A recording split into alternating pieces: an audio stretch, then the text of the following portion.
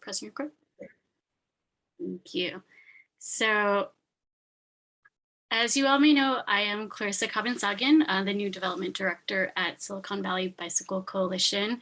Thanks again for joining us for this very special Biketivist forum on national transit justice. I'm going to pass it over to staff who are here to introduce themselves.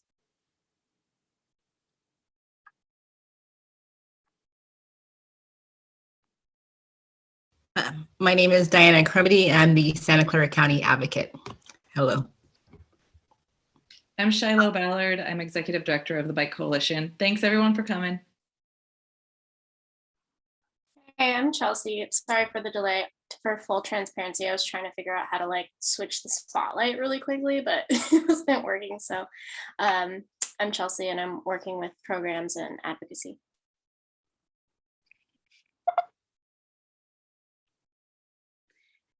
So if you haven't already, please rename yourself and include your preferred pronouns and your city. As you have questions, please put them in the chat. And when we move into the panel discussion, we ask that you would stay muted as well as keep your video off during the discussion. A couple of our meeting guidelines. We want to make sure that we have space for everyone to share. So we abide by this make space, take space concept of being aware of how much time you are talking versus listening. So please allow others to speak up if you are taking up a lot of space. We also want to remind folks to be respectful of one another and our differences. That we don't interrupt each other, and that we stay on topic relevant to what's being presented.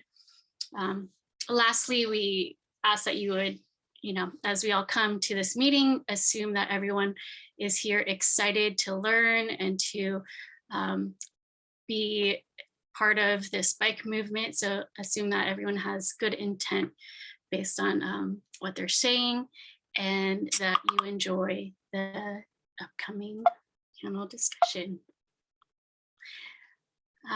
Our agenda for tonight is as follows. In partnership with the Natural Resources Defense Council, or NRDC, as many of you know, we are hosting this very exciting conversation on federal transportation funding and policy. I know a lot of the local teams have asked recently on what's going on at the federal level. So here's a panel to really dig deep on those questions and opportunities to have that local to federal advocacy happen. Our panel is pretty stellar, and I did want to take a moment to read a couple of their bios just because it would help to understand the context by which they're coming to us. So first up, we'll have Chris Rahl, who is the Outreach Director at Transportation for America, or T4A. Chris runs T4A's membership program. He keeps partners and allies apprised of the developments on transpo policy and opportunities for innovation. He guides the organization's goals to amplify local voices that are critical to reforming the US transportation system. Before joining T4A, Chris co-founded Green Wheels, which is a local transportation advocacy org in Humboldt County. And he also served as policy director for the Healthy Humboldt Coalition. Next up, we have Jessica Cruz, who is the Senior Advocacy Associate at Transit Center. Her work includes advocating for equitable transportation and housing access for marginalized populations in New York City, the San Francisco Bay Area, and Los Angeles. Most recently, she worked as a lead planner for the Office of the Bronx Borough President, Ruben Diaz Jr., focused on transportation, housing, and economic development projects. Before that, she was a senior site coordinator for Transform, where we worked together, and she helped champion the Safe Routes to Schools program in communities throughout Alameda County.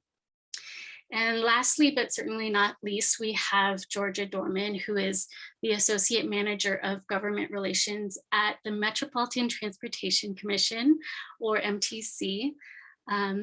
Before joining that agency, she worked as a Deputy Director for Federal Affairs for New York City's Mayor Bill de Blasio. Her portfolio included transportation, housing, and economic development policy, as well as strategic coalition building and campaign execution with mayors across the nation. Before that, she served on Capitol Hill as a US Senate legislative staffer, managing transportation, housing, and appropriations portfolios for US Senators Brian E. Schatz of Hawaii and Frank R. Lautenberg of New Jersey. And prior to that, she also was at T4A as a Deputy Director of Government Affairs. Thanks for letting me get through all those amazing experiences of our esteemed panelists. I'm gonna also go through the rest of the agenda, which I totally forgot.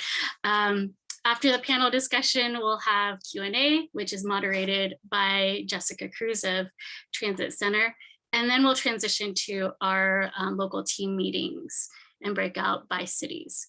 So without further ado, I will hand the mic off to Chris Rull at T4A. Thank you, Clarissa. Okay, just making sure I am muting myself, but it still wanted me to unmute myself.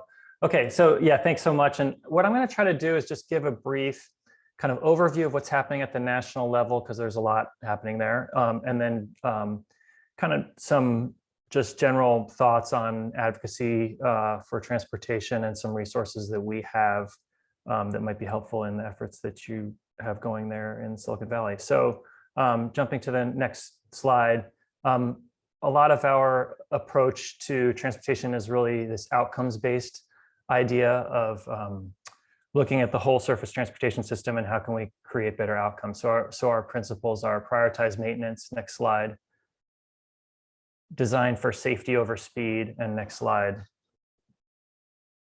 connecting people to jobs and services, which is this concept of looking beyond congestion as a measure of success and instead thinking about how people, rather than moving along fast along segments of roadway, can actually get to destinations, which we actually don't really measure in the way that we do, our sort of primary measures of congestion.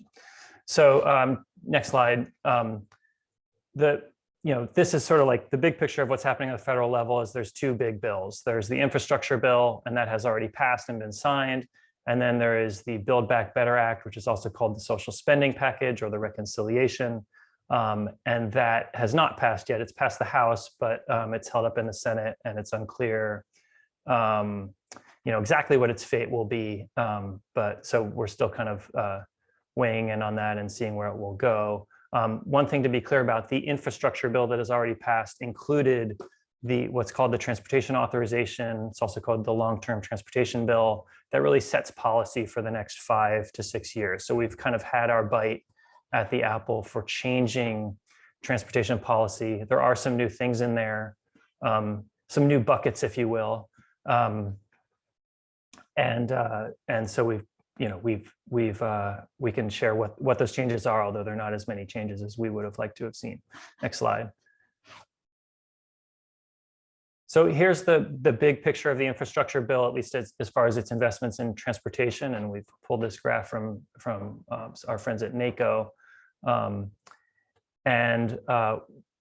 This kind of gives you a picture of how this is investing broadly in transportation, not just surface transportation, but ports and airports and some other things. But next slide.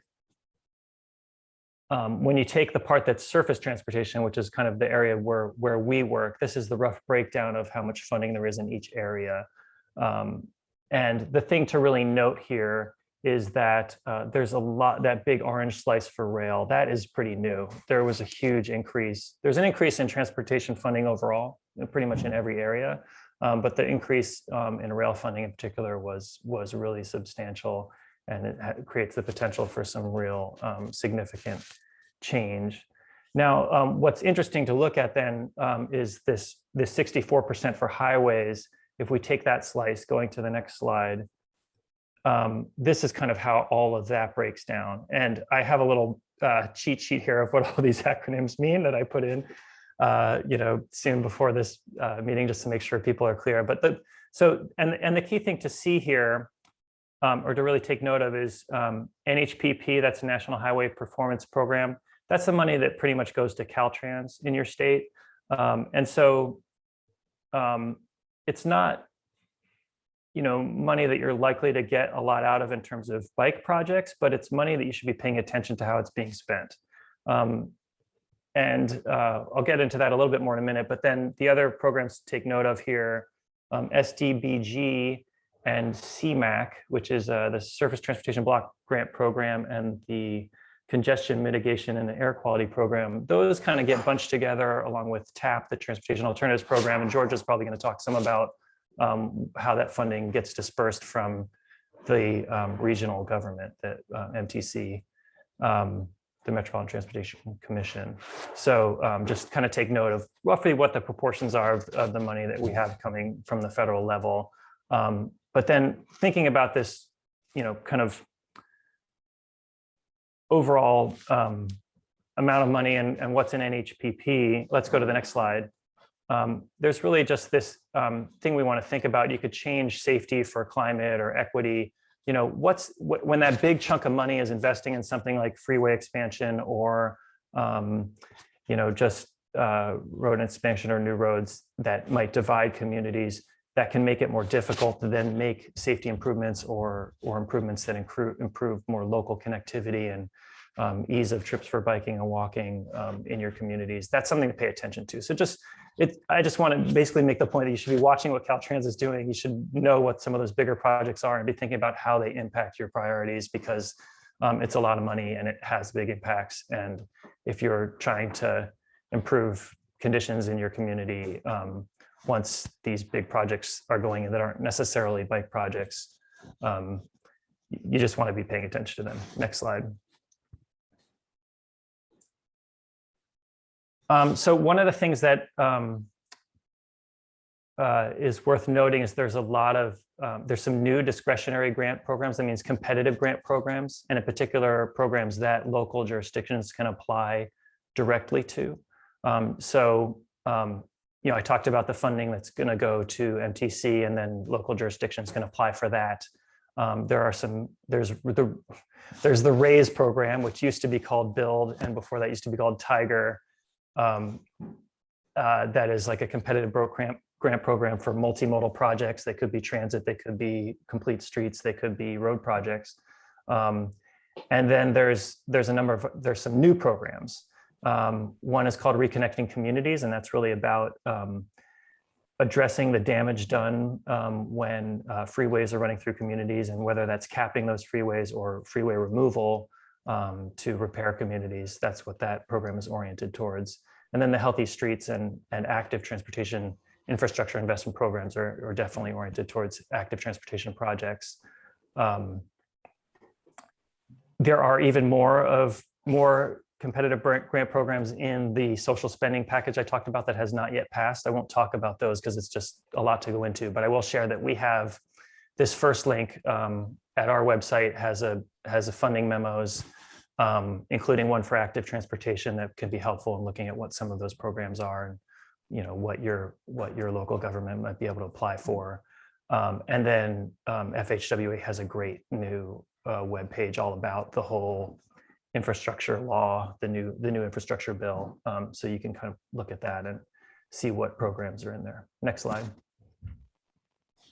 So that other bill I mentioned, the Build Back Better bill, it hasn't passed yet. It has some good stuff in it that it would be great to see. One thing is there's a greenhouse gas performance measure and target rule that would require state DOTs to really be working towards reducing greenhouse gas emissions, and that would help to reorient them towards doing the kinds of projects we'd like to see. Next slide. There's also something called the Affordable Housing Access Program, which is essentially a transit program that connecting folks to connecting affordable housing to opportunity through transit. And one of the key things about that program is it actually funds transit operations. So it's kind of unique in that sense and kind of a great opportunity. And then next slide, there's also a, whoops, looks like one slide got missing. Well, anyway, there's one other project can you go back one more? I'm wondering if I just, oh, no, it's just not there. Okay, well, there's also a program called the Neighborhood Access Program, which is similar to the Reconnected Communities program I mentioned, but another way for communities to try to stitch things back together. Next slide. So the opportunities and implementation. So this infrastructure bill, it has to get implemented. And that means that US DOT within the United States Department of Transportation under the Biden administration has to take action to implement this bill. And so they have choices about how they can do things. So this is just a kind of a bullet list of some of the examples of things that they can do. We have some stuff on our blog about what some of these opportunities are, and we'll have more coming out soon. Next slide. And then, so that's kind of like what's happening at the federal level. I wanted to talk a little bit about just kind of like what some things that I think would be good to be thinking about, and some resources that we have that might be helpful for your advocacy. So we think about things very broadly in terms of what are the benefits of what we're doing. You know, what are the co-benefits? So and then likewise, next slide, there is an element to how things fit together. So if we're advocating for bike infrastructure only and forget about some of the other elements of the transportation system that can work together to get the kinds of outcomes we want, we might not get everything we want. And we also want to have as big a coalition as we would like. This is a report that we put out on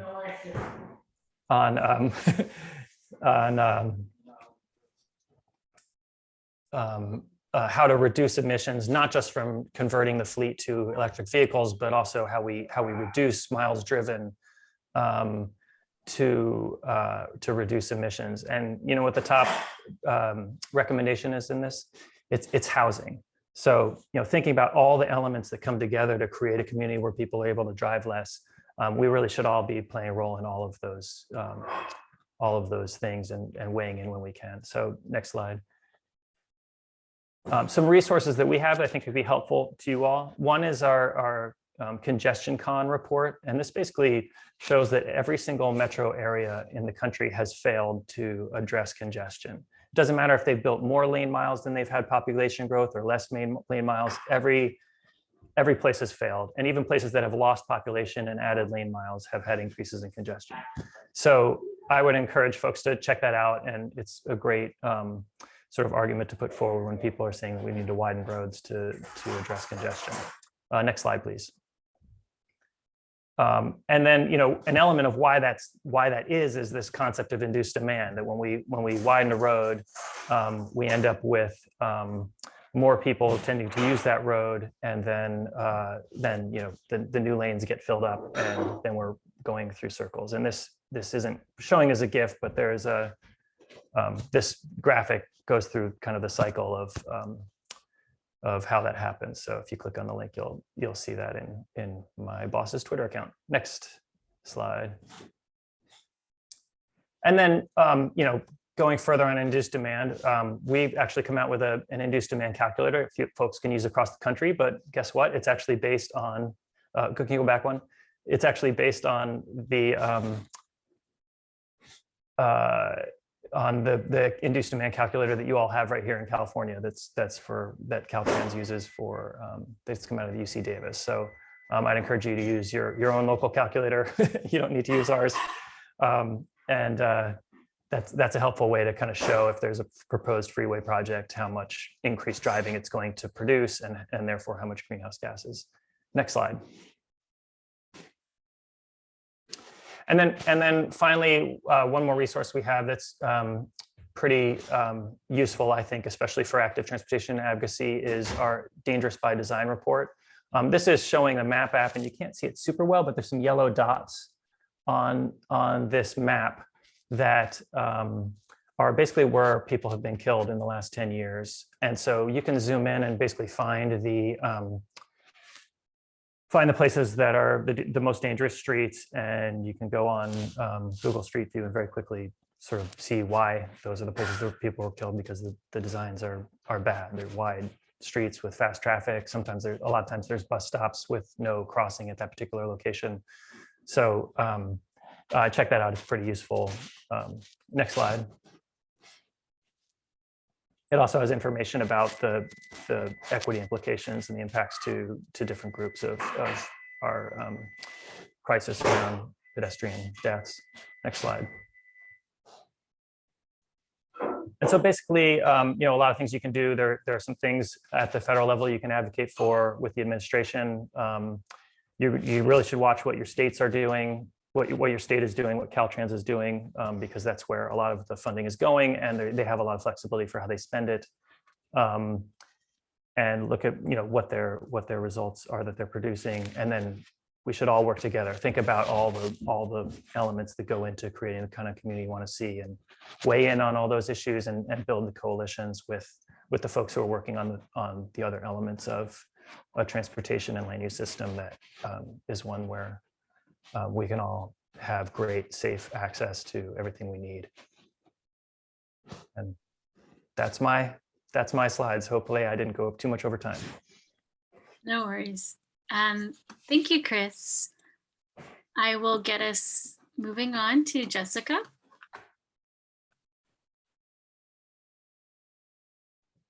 Everybody. Sorry, I'm getting a call now. So I am going to share a little bit about how Transit Center kind of got involved into federal work, kind of our journey as we got impacted by the pandemic, and just kind of where some of the recommendations we have about advocacy kind of moving forward. So for those of you who are not familiar with Transit Center, we're a national foundation. We focus on improving public transit within cities across the United States. We work in a couple of different capacities, including advocacy, research, and direct engagement with agencies. A lot of our advocacy work includes funding and providing strategic and technical support to local advocacy campaigns. And in the Bay Area, we currently fund 3 groups, so San Francisco Transit Riders, Genesis, and Transform. The last 2 years of our work really shifted drastically with the pandemic, and we really became more of kind of like a campaign hub, fighting for more operations funding for transit agencies at the national level. Next slide. So while Transit Center always intended to grow a national network of transit advocates, our work really accelerated again with the COVID pandemic.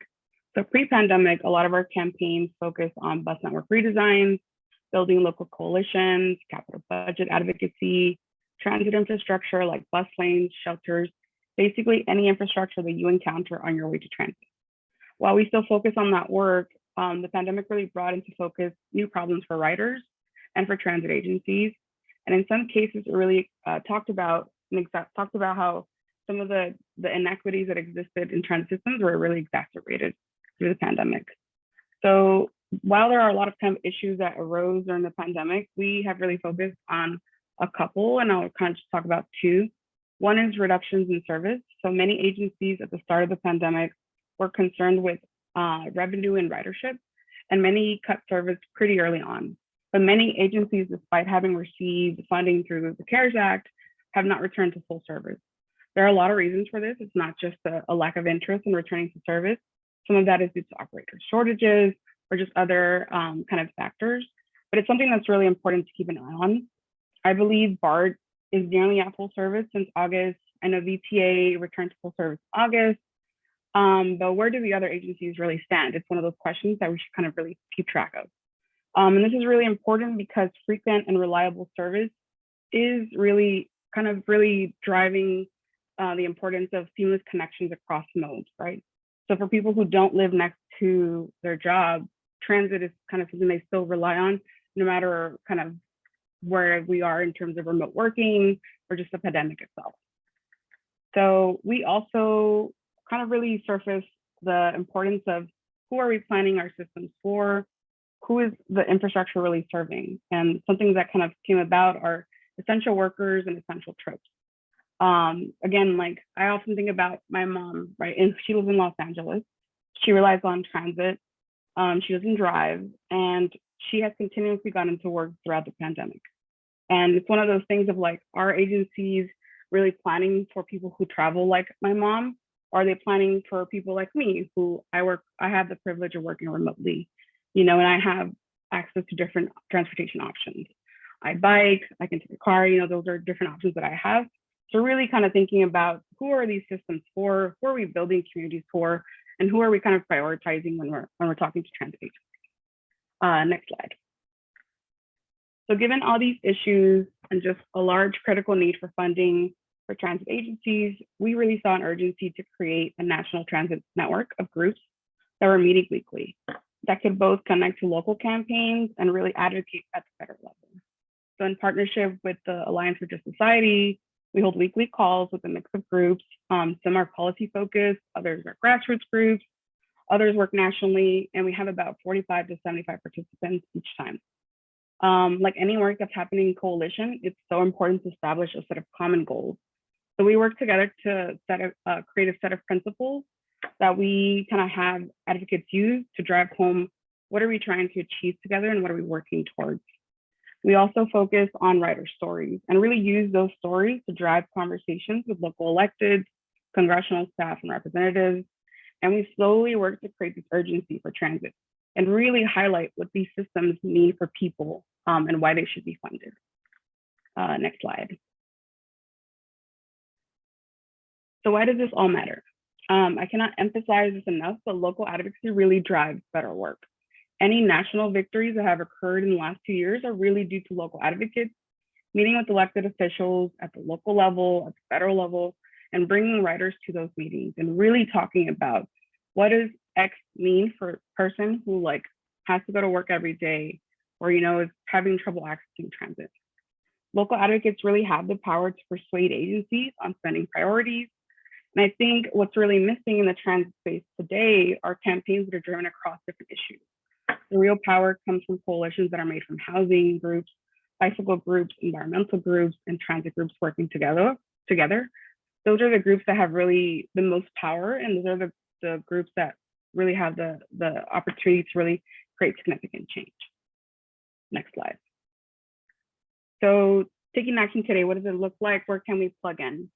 So we really see that at the local level, we have the most opportunity to really kind of steer agencies, both transit agencies and city DOTs, to make good investments. Really encouraging these agencies to invest in projects that really serve communities. Pushing transit agencies and city DOTs to look at how they define equity. What type of metrics are we using to define a successful project? How do we with these agencies? And I would say also important to keep in mind that USDOT has a lot of influence, right? They often signal to state and local agencies what to prioritize. And what that is a really important place for us to plug into. So I'll just close by saying, please get involved. We're the people who know what's happening in your neighborhood, and you can really help agencies really make good decisions and really kind of prioritize the right projects. I'll stop there. Thank you, Jessica. Next up, we'll hear from Georgia. So take it away. Will do. Just a heads up, I'm going to try to speed through some of these slides, and I'm going to actually ask you to skip some, so keep an eye out. We can go a little quicker. So next slide, please. I'm Georgia Dohrmann. I'm with MTC.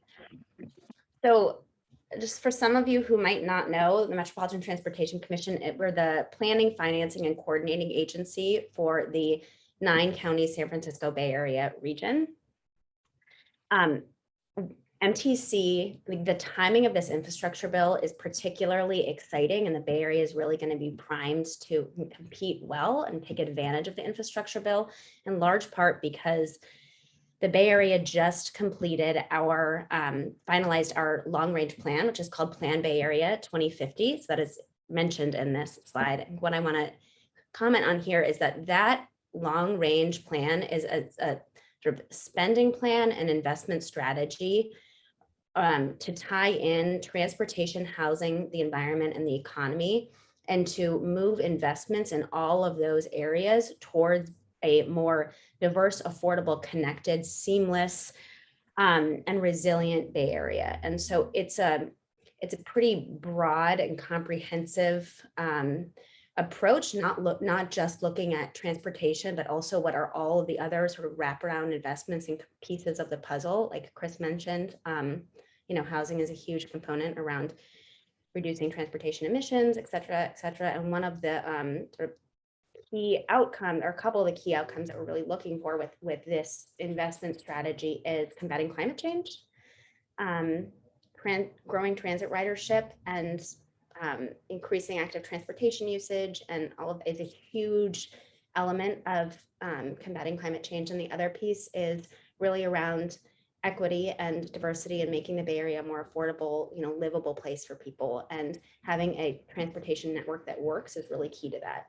So one of the things about the infrastructure bill is that most of the money in it does go to transportation, and Chris walked through that. So it's just what we're looking at, and it is good news that some of the other funding sort of components of the bigger picture infrastructure bill are really complementary to the types of additional things that were identified in our planning process, like closing the digital divide, that are really essential to having a complete community. So, and it's what our local governments and other entities are thinking about. Like, it's a bigger picture. It's not just, adding a bike lane to a street. It's a way bigger, broader picture. So the fact that there can be more resources for some of those other really pressing needs means that that it's in addition to transportation, means that there's, I think, more openness and more of a likelihood that the transportation needs outside of just filling potholes can start getting really addressed. Next slide, please. And I'm going to skip this one because Chris covered it beautifully. Next slide, please. So in the transportation space, what we're looking at what the big transportation bill means in the Bay Area, and what we really look at is sort of breaking it up into money that the formula funding that is going to come, the decision makers for the formula dollars, and that's by far the most amount of the money, are going to be the state and the region. And in the Bay Area, it's going to be, it's going to be Caltrans, really, the California Transportation Commission. So all the powers that be at the state level, and then MTC. So those are really who you're going to need to look for, to advocate for those, two largest buckets of funding, the highway formula and the transit formula money. And then on the discretionary grant side, that's, USDOT is the target. They'll be distributing competitive grants. Next slide, please. On the competitive grants side, what I wanted to, go back, please.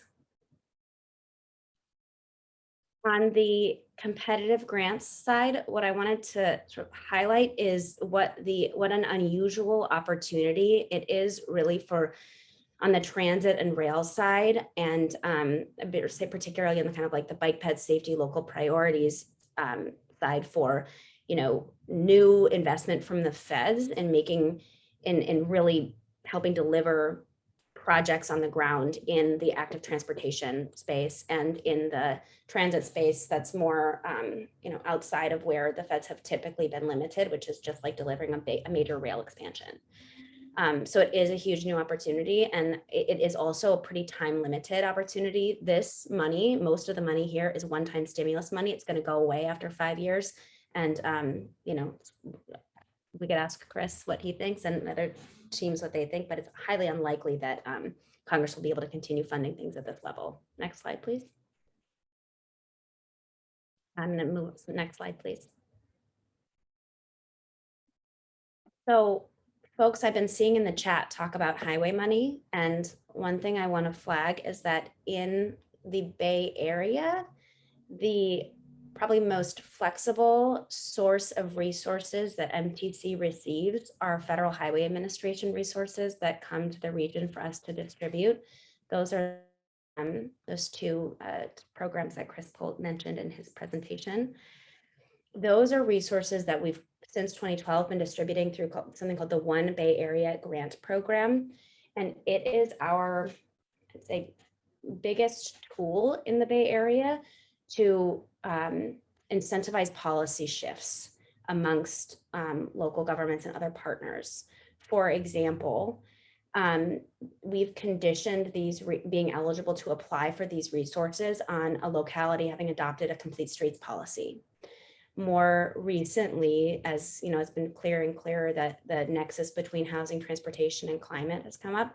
We've conditioned the funding or used the funding as an incentive to reward affordable housing production around transit and bikeable and walkable spaces. So this is a really important tool for conditioning for policy. It's also probably the most utilized source of funding source or grant source for locals to receive federal funds that they put towards active transportation in the Bay Area. So on the timing on this one to pay attention to, our third cycle of the One Bay Area Grant Program grants, the sort of development and proposals for should there be any new policies that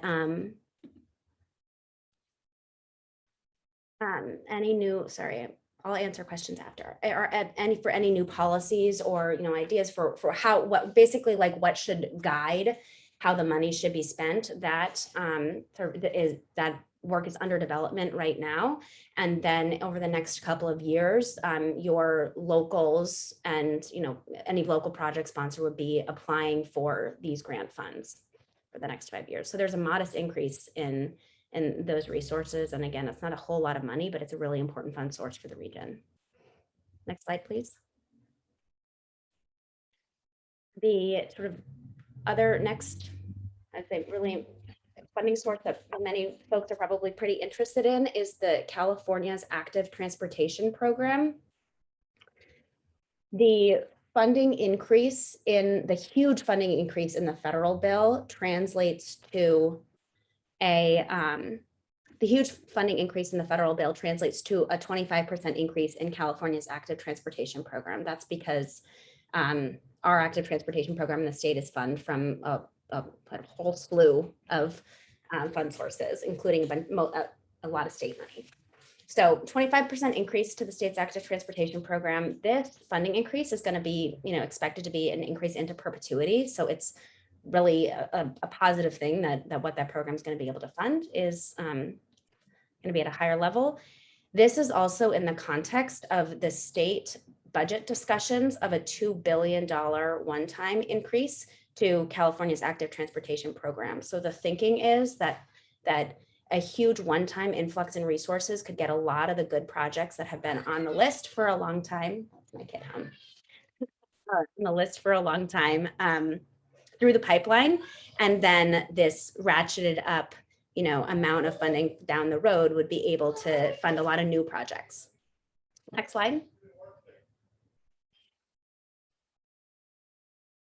So the other thing I did want to identify as well is the pretty significant new funding opportunity on the grant side. One second. So I'm on a call, okay? Okay. Thank you. I'll mute myself for 1 second. Okay, well, that's just going to happen. So, typically if you all have been working with local project sponsors to try to identify federal funds for a bike ped project, we've really needed to only look to the RAISE program or Tiger or grants. Now there are that grant program is increasing significantly in size. So there's going to be more capacity to fund projects. And then there are also some new really important target grant programs to go to. Next slide, please. I am going to skim through these. Every transit user starts out as a bicyclist or pedestrian, right? And so the approach in the Bay Area has for a long time been that we but the way that we're going to have a more seamless, connected, and just transportation network that works better for people is if we can have those seamless connections. And one thing that's really important there is obviously a well-functioning transit network.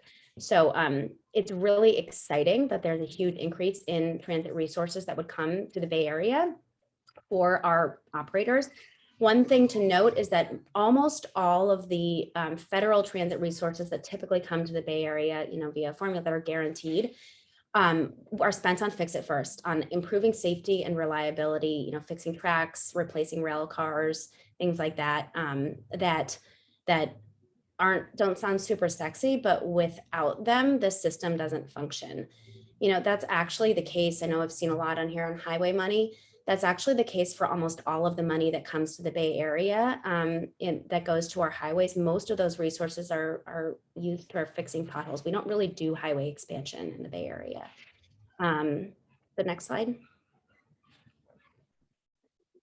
There is an opportunity, especially at the federal grants, to look for closing funding gaps in some of those transformational projects that could really make a difference on the ground with improving mobility on the transit side. And so some examples of projects that folks are already looking at are, big rail expansions, but also really looking at transitioning to a zero emission bus fleet and bus rapid transit and more customer oriented improvements around seamless mobility. So those are all things to sort of keep an eye out for. Next slide. I think, yep, this is just the takeaways are that really big new funding opportunities. Most of the money that USDOT is going to distribute, it's a sort of use it or lose it situation for the next 5 years. So get your grant teams ready. There is going to be more time and a more sort of consistent ratchet up of the state and regional funding opportunities. And so that's something to get a little bit more familiar with. And it's exciting. I think the other effect really, it should be targeted towards who the decision makers are. So, MTC controls some of the federal money, some of the bike ped money, and some of the, we're the decision makers on selecting grants for some of those resources and some of the flexible highway money. The state is going to be the decision maker for a couple of other sort of grant programs that they administer, and then and how they choose to spend their more flexible formula funds. And then of course at the federal level, as Chris and as everybody else has talked about, there's an opportunity there to guide policy implementation and grants. So thanks.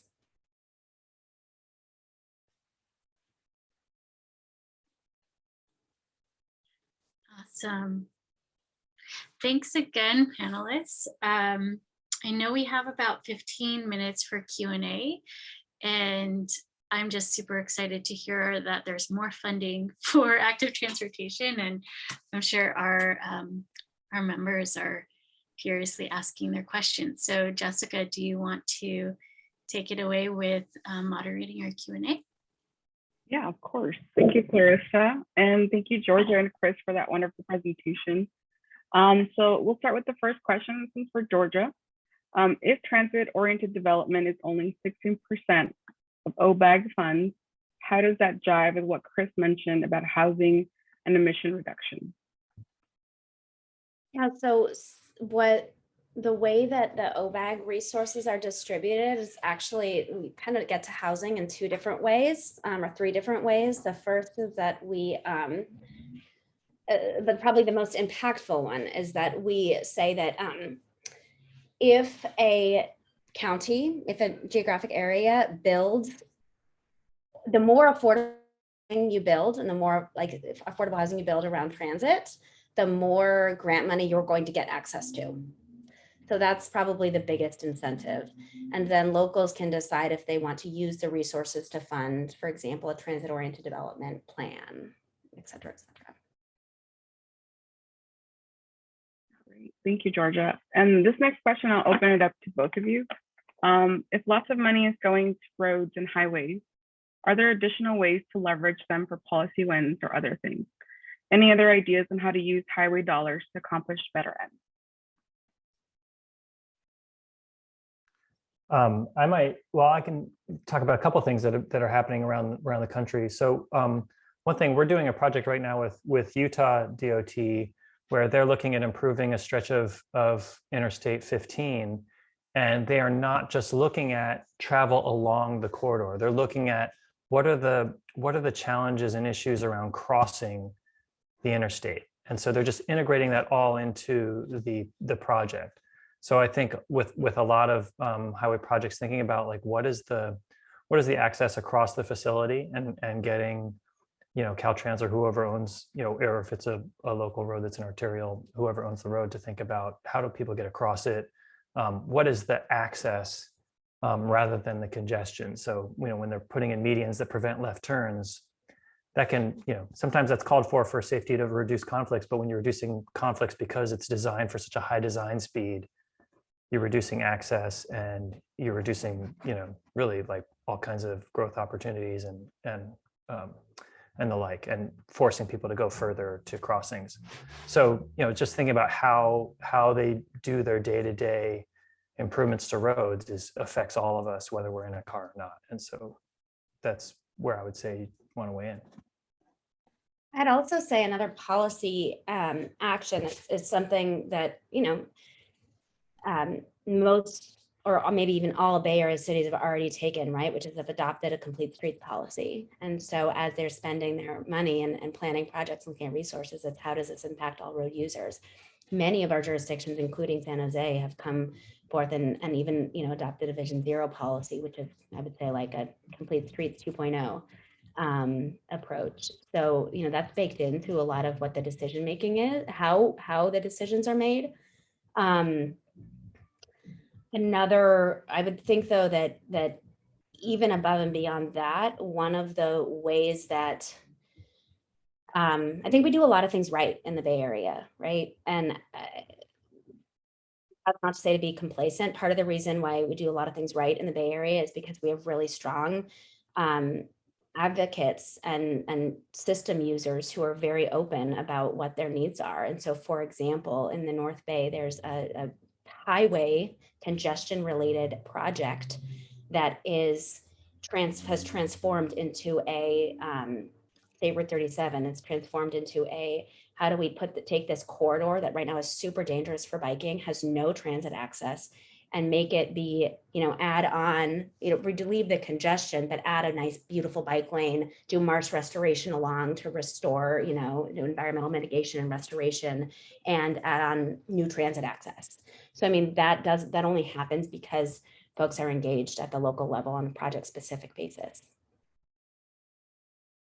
Georgia, I'm gonna do a follow-up question for you. I know you talked about kind of like there's a lot of good advocates in the Bay Area. Wondering how do we kind of also bring along those elected officials that are already kind of on board? Wondering if you have any ideas to either of you on how do we kind of get those kind of advocates, those local electeds to really get more involved.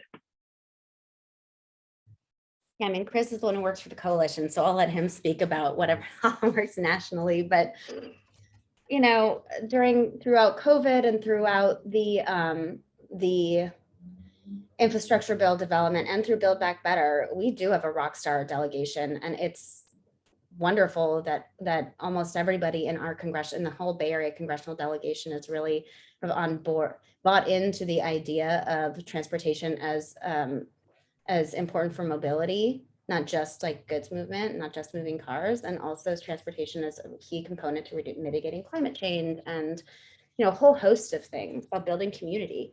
I'd say that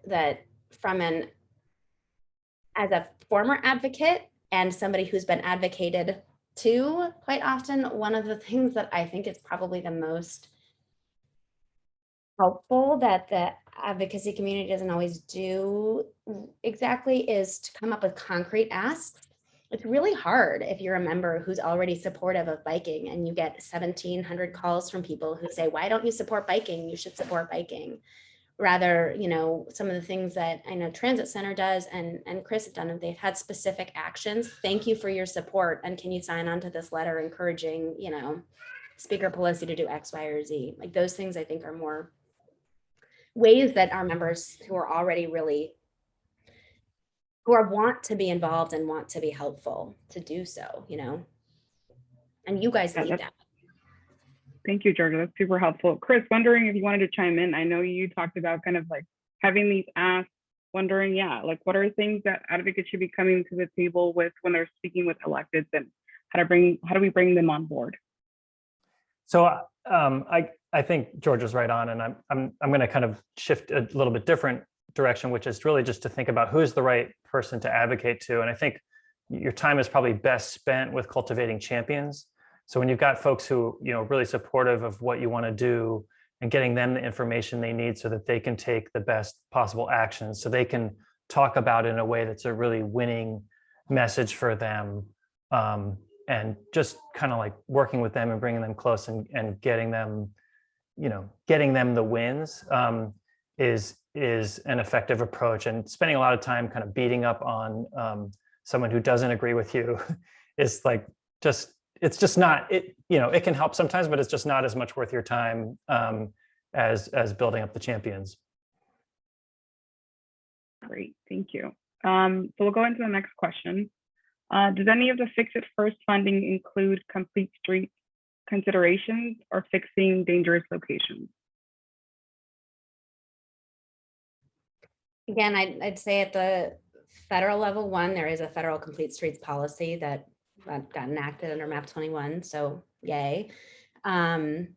I think what we probably learned anything from that, it's that local implementation of a complete streets policy and state implementation of a complete streets policy is probably the most important piece. So, I think it's about holding feet to the fire, and also, so there is a lot of money that's going to come down the road. And even if there aren't federal requirements, I think what's really important to note or to pay attention to is what are the local overlays, right? Because the feds are not the ones who are spending this money. It's the state and the regions. And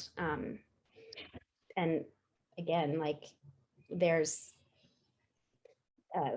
every single jurisdiction in the Bay Area has a complete streets policy, Well, I'd like to add a couple of things. That one is that we don't have a very strong Fix It First policy at the federal level. So it's good that the Bay Area and California have a bit more going for them than unfortunately we have at the federal level. So there's a lot of state DOTs and other states that are, building into a massive infrastructure debt hole in terms of their state of repair. On Complete Streets, the Complete Streets Coalition, which is part of our parent organization, has updated how they score Complete Streets policies. So they look more at implementation. What are the sort of levers of accountability in a Complete Streets policy to make sure that things are actually getting done? And then also looking at equity. Are they really targeting the investments to the communities that really most need it? So worth just kind of thinking about your own policy in your community and how it addresses those, because those we found over time were the sort of missing pieces in a lot of places. And a fun question, is there enough funding for a bike superhighway on El Camino Real? That's $140 billion. My missing slide was El Camino Real, I just want to say. You knew it was going to come up. Yeah. Sorry, go for it. Well, I do think in that space, the grant money is going to get, so no, there's not enough money for any big major, the money that's going to come to the state and the region, again, although it looks like a lot of money, most of it gets eaten up by just sort of like priorities that have been really long-standing priorities that are about things. And again, this is primarily what happens in the Bay Area, things that are like, oh, we have 17 rail cars that are falling apart and they need to be replaced. That's where a lot of the money goes. So all of the eyes are going to be on federal grant funding, and then being strategic. The feds always want to be the last dollar in. So be strategic about, like, there's going to be some new state grant funding opportunities, and tee it up as being a local match to make yourself more competitive for federal funds. That's $2 billion in active transportation program money in 1 year to supplement the $500 million existing program is a lot. Then I guess this might be the last question. How do we find out about which projects they're applying to how do we find out about which projects they are applying to and are getting funded? So I'll just say on the federal, if they're applying to the federal discretionary grant programs, there is that website that was linked on my presentation. Hopefully we'll have some kind of, ticker of what the applications are that are in there. We'll see how they put that together. And Georgia can talk about MTC's great system for showing what projects are, how you guys choose and pick funding. We just post everything online.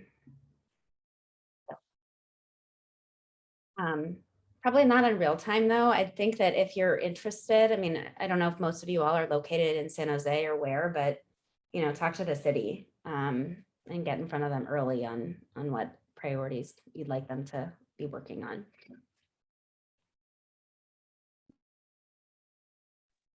And then I guess in closing, do we have any big takeaways that you would recommend for anyone who's participating today?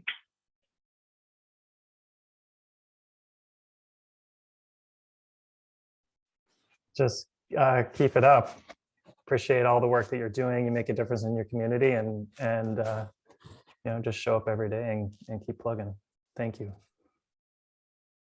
Yeah, I'd say thank you. Thanks everybody for being so kind about having a screaming, amazing young child in the background. And I guess I would say we started this. We've been talking about transit and active transportation, and just that reminder that every transit user is at one point or another a biker or a walker or a scooter or any. And so we are going to be stronger together, right? So it's just a plug for continuing to not just do the great work on bicycle and pedestrian advocacy, but working in the transit space as well. Great. All right. Thank you, Chris. Thank you, Georgia. And I think with that, I will pass it back to Clarissa. Yes, and thanks again to such an amazing set of panelists. Thanks for bearing with my shifting slides.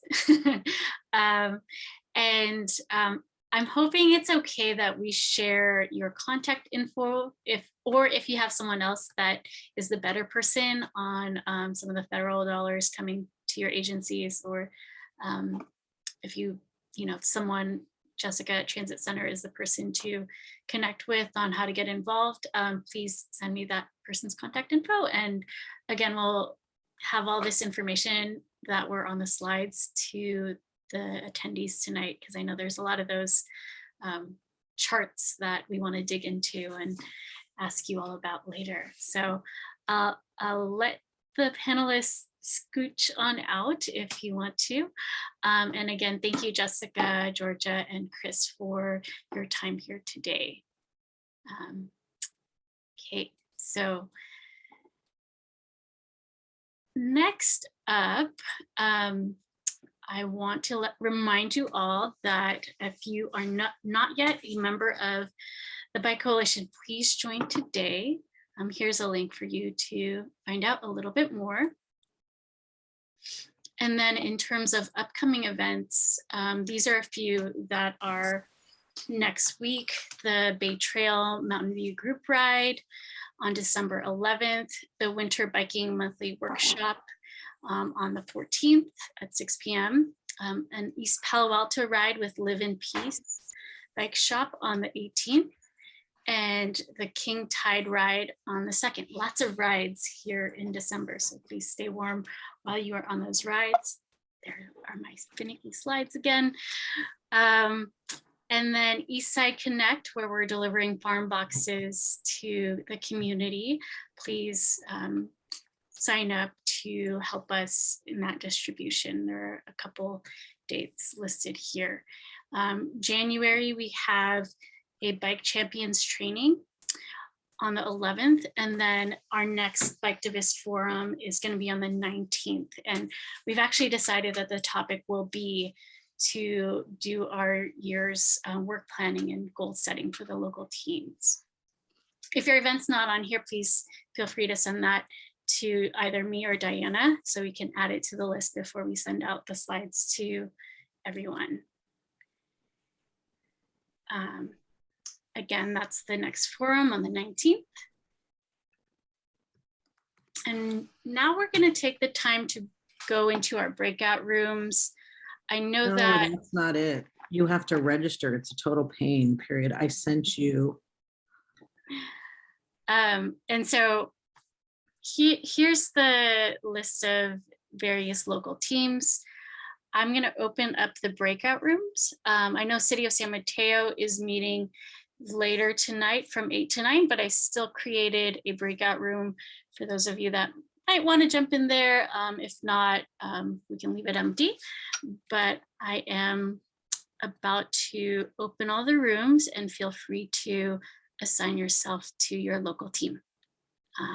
And if I don't see you for the rest of the hour, have a great holiday season. Thanks.